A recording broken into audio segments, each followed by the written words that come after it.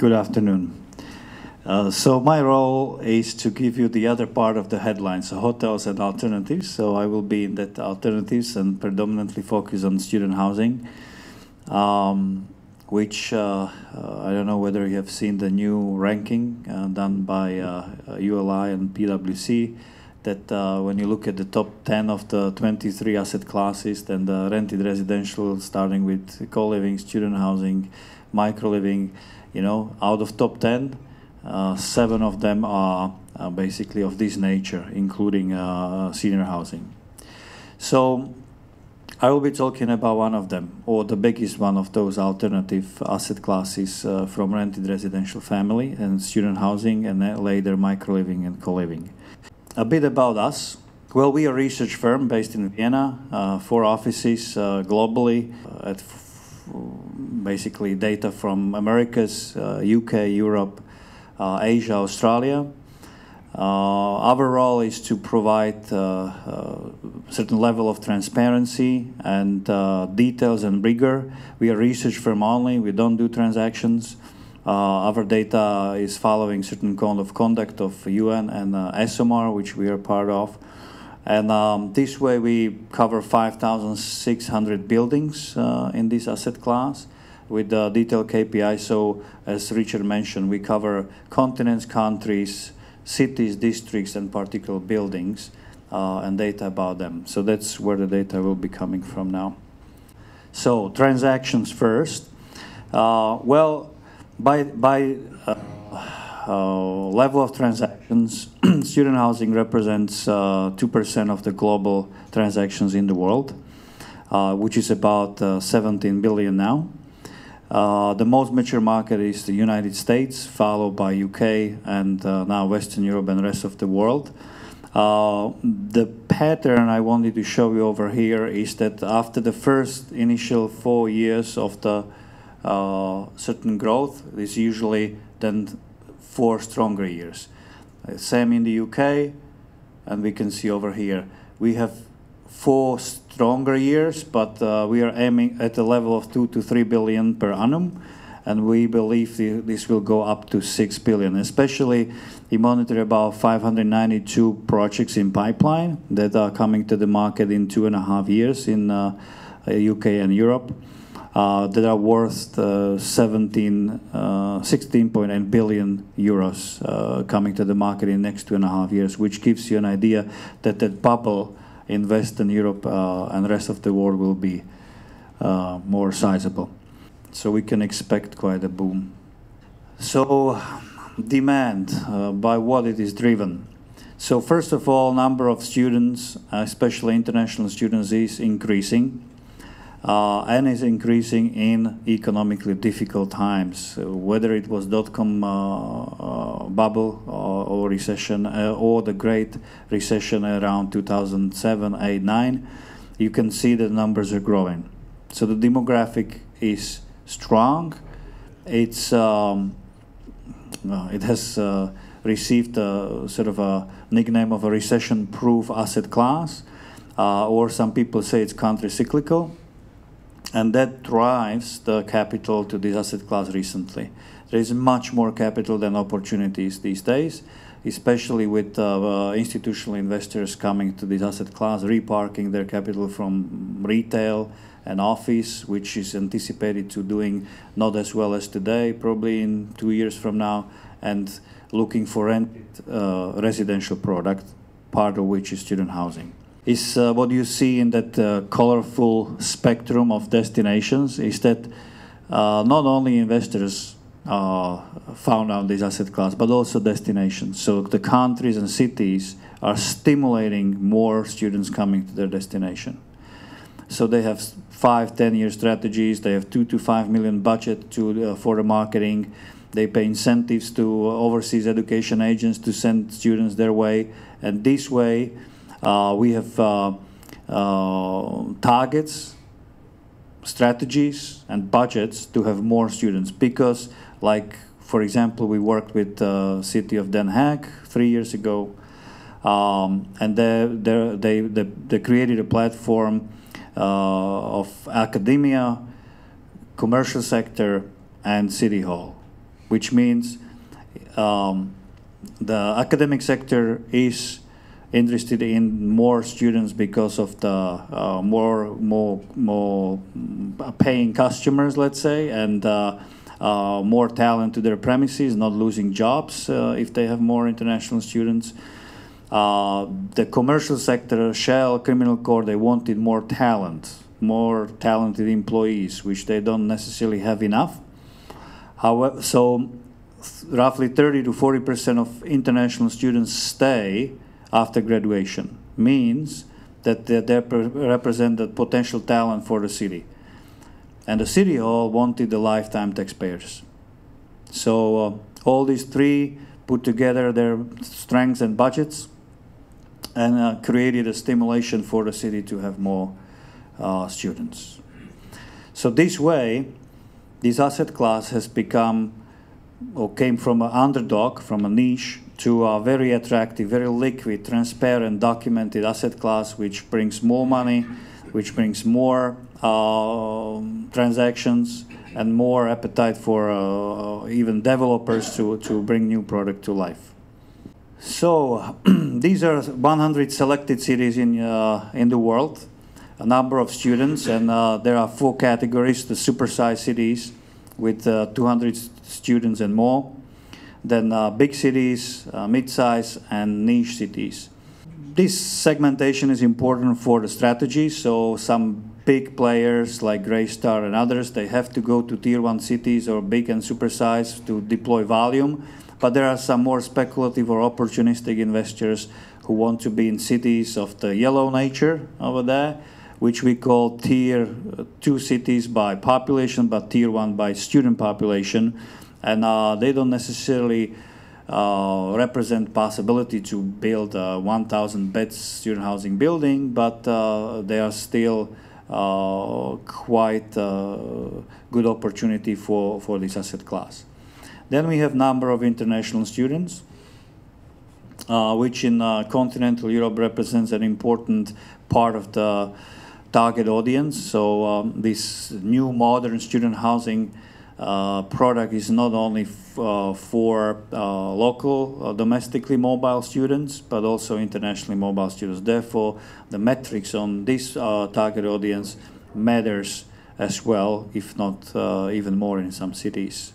Growth rates. So we can see that the United States had a really strong 5 years up until certain new administration came to power, and now the growth is not as strong as you can see now. So the number of international students is actually decreasing now in the United States. UK, 27% growth, and that growth is expected to be stronger now as the government changed the work rights rule. The students have pretty much the same conditions and the students in the continental Europe, which was the great advantage of Germany or Netherlands or France, that the students could work during and after the studies and offset certain part of the cost. Western Europe, 53% growth, part of which is the Netherlands. CE, that's the fastest growing region, and still it is. The domestic demographic is really rapidly decreasing. Therefore, the universities are almost desperate they are fastest adapters of English taught programs, and they are doing very active, if not aggressive, overseas marketing campaigns to get more students. Australia, that's the probably best case scenario in terms of international students. So they continue grow. They set the target 720,000 students, international students. Unofficial target is to get 1 million by 2025, or that's the rumor over there. And to replace mining with international students as the strongest export sector for the economy. So it's government-driven, it's strategic, and the numbers will will grow next 7 years most likely. So bed to student ratios and number of beds in private stock. So basically we in student housing we have 3 types of stock: public, private and religious. Private, that's the around 400-600 euro per month, very modern, usually studios, and with rich amenities. Then we have public stock, which is probably done by the universities themselves or state or student unions. And then we have religious stock, which is really minor, but it's there. When it comes to private stock, UK is by far the largest market, even larger than the Europe, Nordic Sea and Australia cumulatively together. However, the provision rate in the UK, so how many beds are to all students, is about 30% now, which is pretty similar to the United States, and we can call it mature market. Whereas the provision rate in Europe is about 13%. So there is a long way to go. Rent levels. So single studio in private purpose-built student accommodation, so that it's probably a little bit more than you paid when you were at the university. And that's because it's the private stock. In general, the more mature market like the UK is about 800 and more in average, whereas Europe is about 600 average.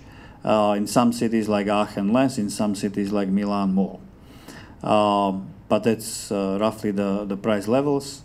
Increases year on year, so you can see that it's probably the only more rapid increase you can see over here is Porto, but what you don't see, but there was a rapid increase is in Dublin. So double digit, but otherwise is usually following reasonable increases year over year. Pipeline. Well, that's probably the strongest indicator what is about to happen. So there are 151,000 beds in pipeline from the 592 projects that we monitor at the moment. 41% of it is in the UK, 59% in continental Europe. So it's more now in Europe than in the UK. When it comes to average size of the property, UK is 233 beds, in Europe 273 beds. If we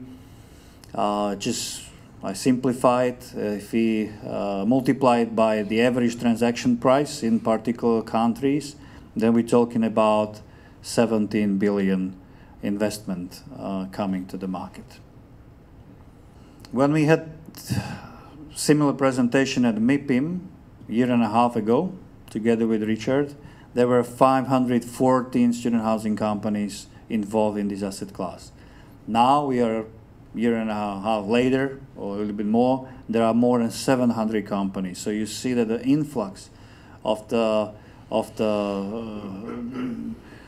investors, developers, operators is coming in, which is good. It's more liquid, it's more transparent, therefore, but the involvement and engagement in this asset class is quite rapid. Product. We recognize 4 types of product around the world. So it's a US product, which is usually at the campus, cheap land, enables rich amenities. It's a modern design, tailored for students only, and that particular university. UK concept is a bit different. It not only caters for one particular university where you have the nomination agreement, but also for directly let studios or rooms to students. European product is rather different. It's usually in somewhere centrally located, very expensive land, usually conversion, not a greenfield, limited options for product adjustment. However, it needs to be in outstanding, not only outstanding location, but it should be really state-of-the-art building. It's usually 100% directly let to individuals, so it needs to be attractive for multiple different student tenants. So it's amenity rich. The communal premises represents about 12% of the total area. You need to kill 1 or 2 floors from the building just to have the community, which is one of the 3 most important things for the students to be in after price and all in one bill. Australian product is rather different. These are big houses, 600, 700 beds, hotel-like premises, really nice from outside. Not so amenity rich from inside, I have to say, what I saw, which is a little bit scary, because they have in Melbourne 35,000 beds existing and 30,000 pipeline. So in 2.5 years they will double the supply, and it might not necessarily survive the same level of cost, which is in many cases $2,200 per month.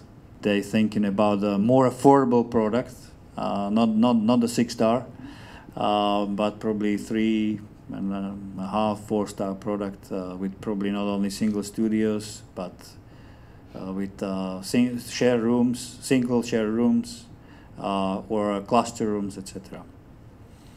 Which will most likely happen in Europe as well, because most of the product is a 4-star plus or 5-star, but there is definitely lack of the affordable student housing.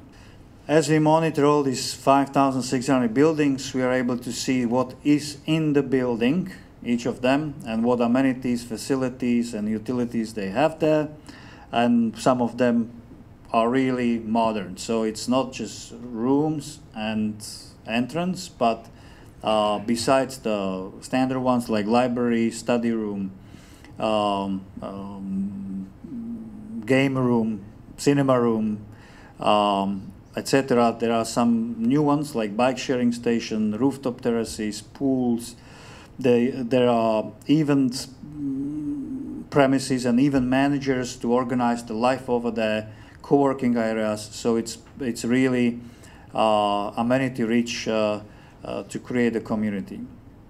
Still, like in Vienna, we have 127 opened purpose-built student accommodation buildings.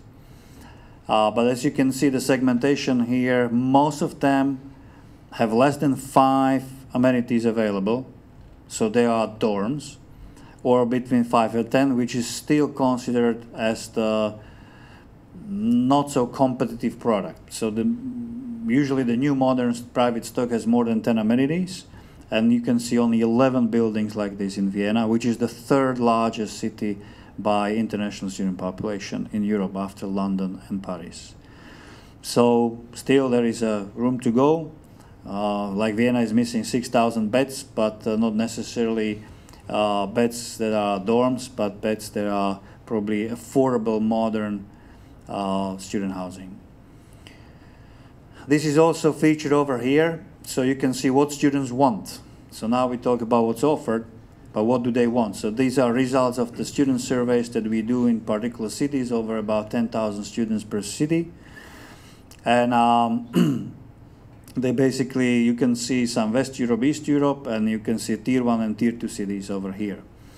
And you can see that basically there are not major differences, but there are some differences in terms of caliber of demand. So laundry room, communal kitchen, bar, cafeteria, and terrace are the most wanted, but some less traditional ones, let's say gym is a mandatory right, or lounge, games rooms, but bike rental room, which probably here might be a standard thing, but not necessarily in Milan or Barcelona. They really take care about garden and outdoor areas, which we are surprised a little bit, to be honest. You see that paid car parking is not preferred at all, but forced by some regulations in some territories. So, in a nutshell, student housing went from US, matured in the UK as well. Now it's in continental Europe and approaching new territories like CEE, Australia, Latin America, and Asia. However, even though we have 5,600 buildings, we have only 107 portfolios. So many of the buildings are single assets, not clustered in portfolio anyhow. So you can see top 20 brands on the right, but also the consolidation status on the left. And out of the 107 portfolios, 76 are smaller than 5,000 beds, which means that the sector is in front of the consolidation. We are receiving a lot of requests to identify portfolio to buy because people don't want to wait and grow by building. They want to buy, but there's not so much to buy because it's not consolidated yet. We monitor the market on a daily basis, and that daily basis gives us the idea how many news pieces are there every year. So how many permits received, refused, applied, transactions, exchanges, etc. So still 65% is going on in the UK, as you see the statistic on the top right, but 35% is rest of Europe. We expect that this will be balancing, and maybe in 2021 it will be 50-50, and then rest of the Europe will take over in terms of market size. 2 slides about micro-living and co-living. First, definition. There is a lot of usage of these alternative asset classes. Well, first, micro-living is understood very similar to student housing, but occupied by young professionals. The product is 95% similar by communal areas, by same 19-20 square meters of the studio. Just the equipment furnishing is richer, and tenancies are shorter. So there is different operation and different marketing and for this target audience. If somebody does student housing and micro-living, it is usually called hybrid, but not co-living. Co-living is a separate asset class in a way that it's all open to all temporary visitors down to 1 day, even tourists. And if you are so open and exposed to this basically multiple target audiences like students, young professionals, tourists, divorcing couples, etc., then really you choose different locations for the buildings, you choose different pricing strategy and rental levels, different community life, if any, and that's a different product. So that's about the definition. And now when we talk about student housing and micro-living, that's quite probably 10 to 20% of new product is of a hybrid nature from those almost 600 buildings that I mentioned. Co-living is really tiny.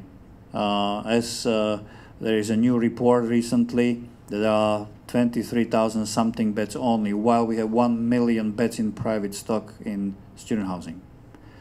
So the pure, straightforward student housing asset class is still by far the strongest, and that's the preferred way for investment. It's clear, transparent for investors, for operators, for universities.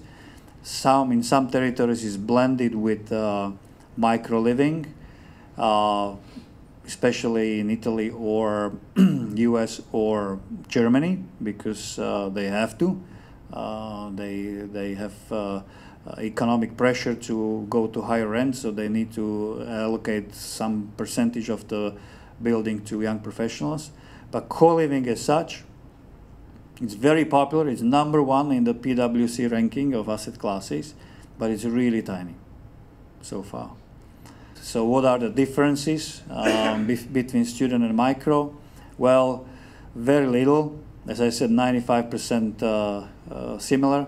It's usually the target audience, price, room size is slightly bigger, maybe 10%. Room equipment, that you have a chair, TV, an extra table, and furnishing. So it's more equipped. So, but other than that, this is not that much of a difference in many buildings, except both target audiences in their premises.